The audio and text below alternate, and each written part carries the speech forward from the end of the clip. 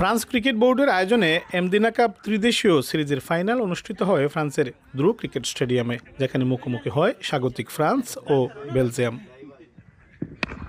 France প্রথমে bat করতে নেমে নির্দিষ্ট ২০ ওভারে সব উইকেট হারিয়ে ১৩৯ রান সংগ্রহ করে। যেভাবে বেলজিয়াম ১৪ ওভার শেষে ৫ উইকেট হারিয়ে ১১২ রান করার পর বৃষ্টি নামলে আর খেলা চালিয়ে যাওয়া সম্ভব হয়নি। পরে ডার্কওয়ার্থ লুইস পদ্ধতিতে বেলজিয়ামকে জয়ী ঘোষণা করা হয়। টুর্নামেন্টে ফরাসি জাতীয় দলের হয়ে অংশ নেন বাংলাদেশি বংশোদ্ভূত খেলোয়াড় ইকবাল হোসেন। আগামীতে বাংলাদেশি ক্রিকেটাররা ফ্রান্সে আরও ভালো করবে এমন প্রত্যাশার কথা জানান তিনি। আগামী ৫-১০ বছরের ভেতরে আসলে ক্রিকেটটা অন্য একটা পর্যায়ে চলে যাবে। তো আগামী প্রজন্মের জন্য আসলে একটা ভালো দিক মনে হচ্ছে আমার কাছে।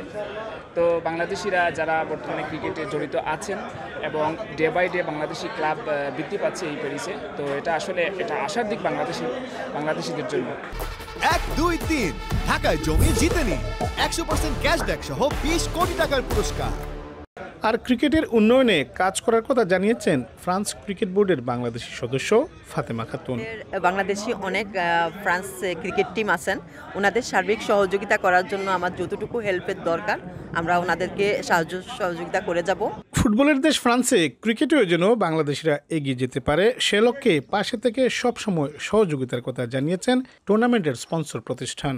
আমাদের ফ্রান্সে আমাদের অনেকগুলা বাংলাদেশি ছেলেপেলে আসছে যারা ক্রিকেটকে ভালোবাসে এবং অনেক বছর যাবৎ ফ্রান্সেও আমরা ক্রিকেটকে পছন্দ করি এবং টুকটাক ক্রিকেট খেলা হয়।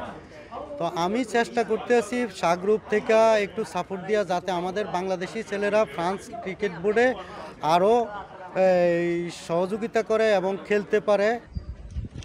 পুরস্কার বিতরণী অনুষ্ঠানে ফ্রান্স ক্রিকেট বোর্ডের সভাপতি প্রভু বালান, সদস্য আহমেদ জুবায়েদ সহ অন্যান্যরা উপস্থিত ছিলেন। মোহাম্মদ লুৎফুর রহমান বাবু, সময় সংবাদ, প্যারিস, ফ্রান্স।